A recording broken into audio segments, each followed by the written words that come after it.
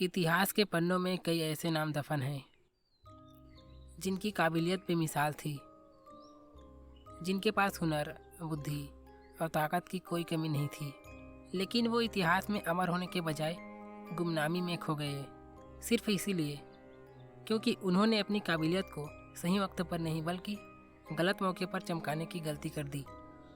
राजा हो या मंत्री, बॉस हो या नौकर, जब भी किसी ने अपने बड़ों से ज़्यादा तेज चमकने की कोशिश की, तब उन्होंने ही अपनी तबाही को बुलावा दिया।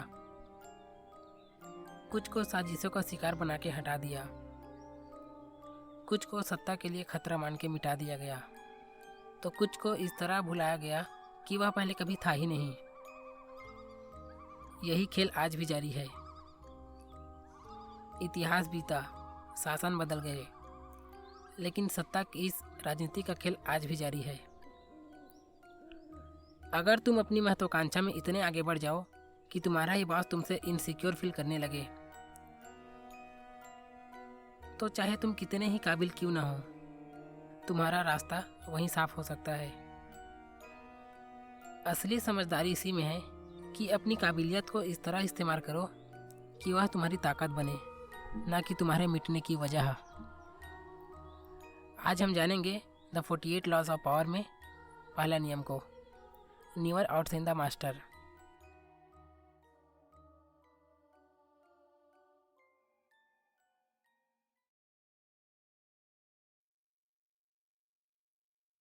France, year 1661।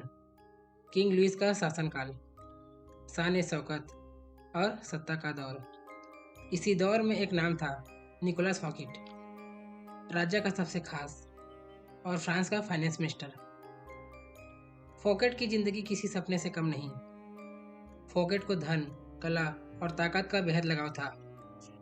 वह सिर्फ एक मंत्री ही नहीं बल्कि फ्रांस का सबसे अमीर और सबसे प्रभावशाली इंसान भी था। उसी बीच जब प्राइम मिनिस्टर जूल्स माज़ारिन का निधन होता है, तब फॉकेट को चाह लग जाती है।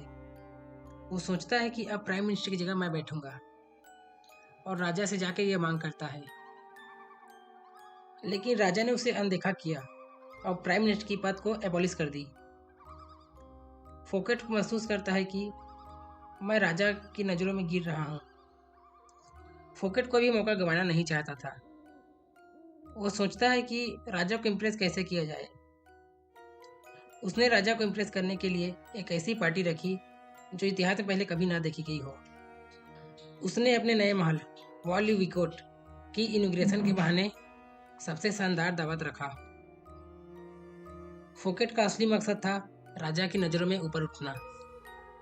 6 सितंबर की वो रात पार्टी में यूरोप और फ्रांस के प्रतिष्ठित लोग शामिल हुए, जिसमें किंग लुइस भी मौजूद थे।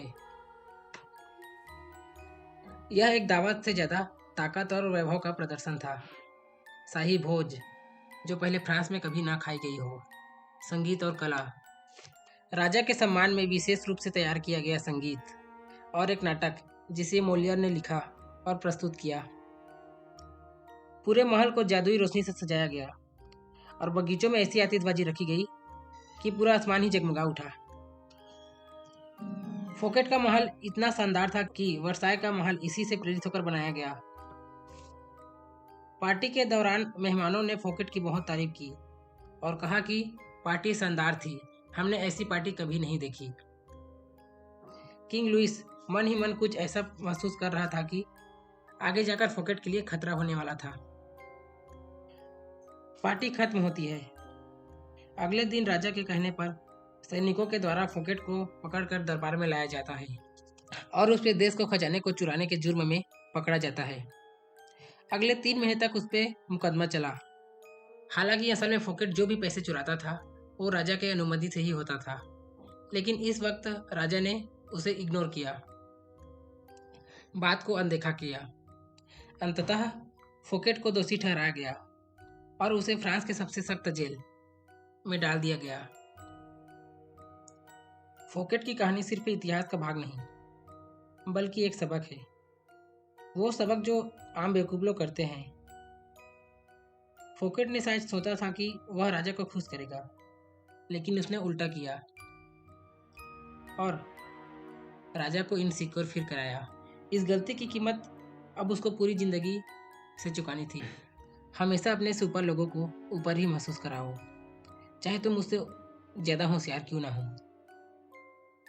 सिर्फ काबिल होना काफ़ी नहीं, समझदार होना भी ज़रूरी होता है। कभी कभी किसी की तारीफ करना, उनकी सोच में साथ देना और उनकी मौजूदगी में अपनी चमक कम करना, ये तुम्हारे लिए एक ढाल की तरह काम करती है, जो आगे जाकर तुमको ही सपोर्ट करेगी। तो याद रखो, समय से पहले सूरज बनोगे तो लोग तुम्हें बुझा देंगे। सही वक्त आने दो, खुद ही रोशनी फैलाओ, फिर लोग खुद कहेंगे यही सूरज है।